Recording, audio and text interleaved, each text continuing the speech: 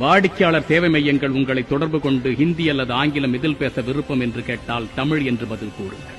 உங்களுக்கு ஆங்கிலமோ ஹிந்தியோ தெரிந்திருந்தாலும் கூட அதில் பதிலளிக்காதீர்கள். மறுபடியும் தமிழ் என்று மட்டுமே பதில் கூறுங்கள்.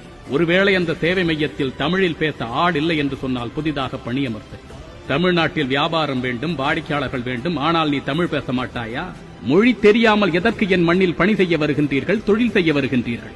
பல்வேறு உலக நாடுகளுக்கு செல்லும் பொழுது அந்த மொழியை கற்றுக்கொண்டுதானே செல்கின்றீர்கள்? அதற்கான தேர்வுகளை எழுதக்கூட தயாராகின்றீர்கள் தானே? இந்தியாவில் இருந்து கொண்டு அமெரிக்காவை தொடர்பு கொண்டு பேசுகின்ற ஒரு சேவை மைய அதிகாரி அமெரிக்கன் ஆக்சென்ட் என்பதை கற்றுக்கொண்டுதானே பேசுகின்றார். அதே போன்று என் மண்ணில் என் மொழியை கற்றுக்கொண்டு பேசட்டும். நாம் எந்த மொழிக்கும் எதிரி அல்ல. என் தமிழ் மொழி எதிராக நினைக்கும் அளவிற்கு தகுதி பெற்ற மொழி இங்கு எதுவும் அல்ல. அது வேறு கதை. நான் 100 மொழியை என் தலைமுறைக்கு கற்றுக் கொடுப்பேன். ஆனால் நீங்கள் என்னை நேற்று பிறந்த ஒரு மொழி வட்டத்திற்குள் அடக்கிவிடலாம் என்று நினைத்தால் எங்கள் அறிவை கொண்டு உங்கள் சிந்தனையை தகத்தெறிந்து அதிலிருந்து நாங்கள் வெளியேறுவோம். நாங்கள் எந்த மொழியை பேச வேண்டும் என்பதை நீங்கள் முடிவு செய்ய தேவையில்லை. என் அன்பு தமிழ் சொந்தங்களே, எந்த வாடிக்கையாளர் சேவை மையமாக இருந்தாலும் தமிழில் மட்டும் பேசுங்கள். தானியங்கி பணம் எடுக்கும் இயந்திரத்தில் தமிழை தெரிவு செய்யுங்கள். விண்ணப்பங்களில் காசோலைகளில் தமிழில் எழுதுங்கள். குறிப்பாக உங்கள் பிள்ளைகளுக்கு தமிழில் கையெழுத்திட இன்றே பழக்கத் தொடங்குங்கள். ஒரு மொழியின் பாதுகாப்பு என்பது அதன் பயன்பாட்டில் தான் இருக்கின்றது. அது உங்கள் ஒவ்வொருவரின் கையிலும் இருக்கின்றது. என் தமிழ் எனது பெருமை மட்டுமல்ல, எனது உரிமை.